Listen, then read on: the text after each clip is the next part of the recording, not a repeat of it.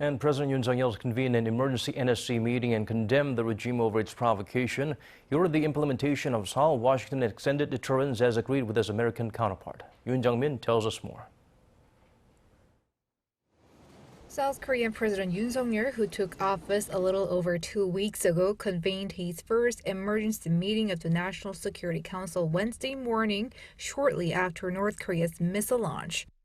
Yoon strongly condemned the launch as a great provocation, especially as it came before U.S. President Biden had touched down on U.S. soil following a trip to Asia in which the two leaders agreed to new measures to deter the nuclear-armed state. North Korea's consecutive launches of intercontinental ballistic missiles and short-range ballistic missiles today are illegal acts that directly violate the UN Security Council resolutions and are a grave provocation that threatens peace in the Korean peninsula and the international community. The government strongly condemns it. President Yoon ordered his officials to take practical measures for extended deterrence and strengthen the South Korea-U.S. combined defense posture as agreed with his U.S. counterpart.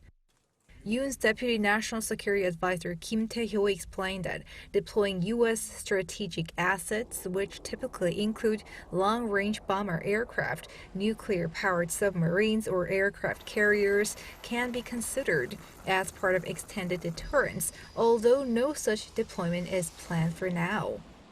The timing of the North launches is not an accident, and Seoul's top office views the provocation as Pyongyang sending a strategic message to both Seoul and Washington, coming just days after the allies agreed to bolster their defenses and together take on the threat of North Korea.